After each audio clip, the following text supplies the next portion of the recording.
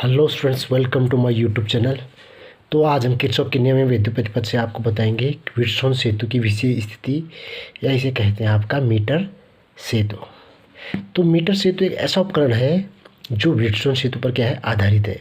तो जिसकी सहायता से हम किसी अज्ञात प्रतिरोध को ज्ञात कर सकते हैं, ज्ञात किया जा सकता है। ठीक है, तो इसकी रचना में क्या होता है कि इसमें 1 मीटर लंबा तार होता है जिसका समान प्रतिशत क्षेत्रफल का कांस्टेंट और मैग्नीन का ऐसी एक तार लिया जाता है। ठीक है, और इसको लकड़ी के बॉक्स बोर्ड पर आपका मीटर पैमाने के साथ से इसको अच्छे से कसा जाता है। तो आपको हम इसका स्ट्रक्चर दिखाते हैं। मीटर ब्रिज यानी कि मीटर सेतु। तो मीटर सेतु आपका इस प्रकार का एपरेटस है। इसमें क्या होता है कि आपका PQRS यानी कि PQRS आपके 4 प्रतिरोध है, जिसमें आपका एक प्रतिरोध क्या है, अज्ञात है। ठीक है, तो एक अज्ञात प्रतिरोध यानी कि इसमें अज्ञात प्रतिरोध आपका है S। तो S अज्ञात प्रतिरोध है, इसे हम ज्ञात करने के लिए तो हम इसमें व्हीटस्टोन सेतु या व्हीटस्टोन ब्रिज कंडीशन अप्लाई करेंगे। ठीक है, व्हीटस्टोन सेतु प्रतिबंध हम P/Q/R/S लगाएंगे, तो वहाँ से हमारा इसका अज्ञात प्रतिरोध ज्ञात हो जाएगा। ठीक है, तो इसमें क्या होता है कि 1 मीटर तार लंबा होता है जो व्हीटस्टोन सेतु के सिद्धांत पर आधारित है। यानी कि 1 मीटर लंबा तार होता है व्हीटस्टोन सेतु पर, जो क्या होता है आपका मीटर सेतु में, जो व्हीटस्टोन सेतु पर आधारित होता है। इसलिए प्रतिरोध नापने के लिए इस उपकरण को क्या कहते हैं, मीटर सेतु कहते हैं। तो मीटर सेतु का वैसे एक्चुअली काम है आपका प्रतिरोध नापने का। ठीक है, जो किस पर आधारित है, व्हीटस्टोन सेतु प्रतिबंध पर, जिसमें आपका 1 मीटर लंबा तार मैग्नीन और कांस्टेंटन का होता है। ठीक है, जो अच्छे से कसा जाता है। तो इसमें आपको सर्किट से जोड़ दिया गया है इसको सेल से। यहाँ से आप प्रतिरोधक है आपका जो धारा को कंट्रोल करेगा, और यहाँ पर आपका कुंजी, तो कुंजी अप्लाई करेंगे तो करंट जाएगा प्लस से माइनस की, इस टाइप से।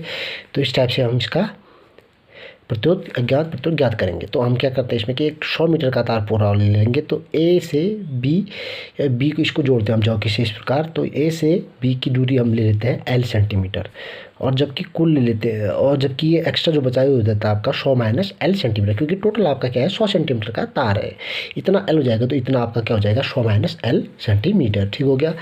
तो अब हम इसका जो फॉर्मूला निकालते हैं यानी कि प्रयोग करते हैं जो इसका, हम इसमें आपका P/Q/R/S यानी कि व्हीटस्टोन सेतु प्रतिबंध अप्लाई करते हैं। तो ये आपका यहाँ से हम S = करेंगे तो ये हो जाएगा आपका S ऊपर चले जाएगा, तो ये R के फॉर्म में जाएगा P, और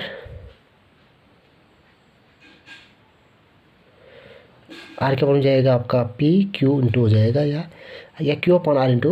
Q/R आप लिख सकते हैं इसे। तो S = QR/P, ये समीकरण इसको हम मान लेंगे 1।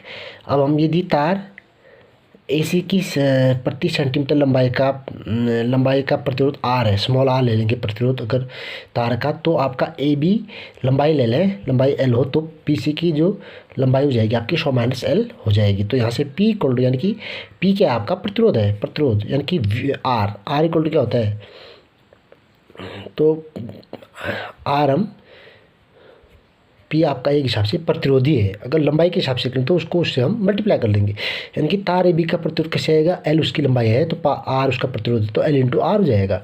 Q का होगा आपका लंबाई 100 माइनस L है, तो प्रतिरोध R है, तो इसको हम 100 माइनस L × R से मल्टीप्लाई कर लेंगे। तो ये मान हम 1 में रखेंगे, यानी कि ये P और Q का मान हम यहाँ रखेंगे, तो ये आ जाएगा S = 100 minus L × R/LR × R। तो यहाँ से हम स्मॉल r से स्मॉल r कट जाएगा इसका, तो ये बच जाएगा आपका S = 100 minus L/L small l × R। तो ये क्या निकल गया आपके अज्ञात प्रतिरोध का सूत्र, यानी कि हम इस प्रकार हम अज्ञात प्रतिरोध को ज्ञात कर सकते हैं। तो इसके बाद इसकी सीमाएं देख लेते हैं। चलो, तो मीटर सेतु की जो सीमाएं होती है, यह होता है आपका पतली तांबे की पट्टियों संयोजन की गणना में इसका प्रयोग नहीं किया जाता है। तो इनके प्रतिरोध को अत्यंत अन्यतः प्रतिरोध भी कहते हैं। ठीक है, अन्यतः प्रतिरोध भी कहते हैं।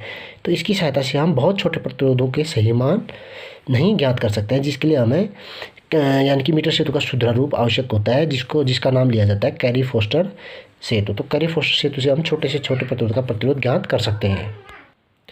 तो इसके बाद आपका मीटर सेतु के तार में हम अधिक देर तक धारा प्रवाहित नहीं कर सकते, क्योंकि तार क्या हो जाएगा, गर्म हो जाएगा, जिसके फलस्वरूप आपका प्रतिरोध बदल जाएगा।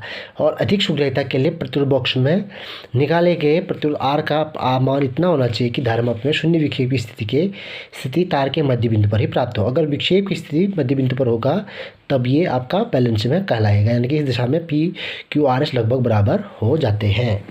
ठीक हो गया। तो ये आज हो गया आपका व्हीटस्टोन सेतु पर आधारित, यानी कि व्हीटस्टोन सेतु विषय स्थिति यानी कि मीटर सेतु। तो इसको आपने अच्छे से नोट से तैयार कर लेने हैं।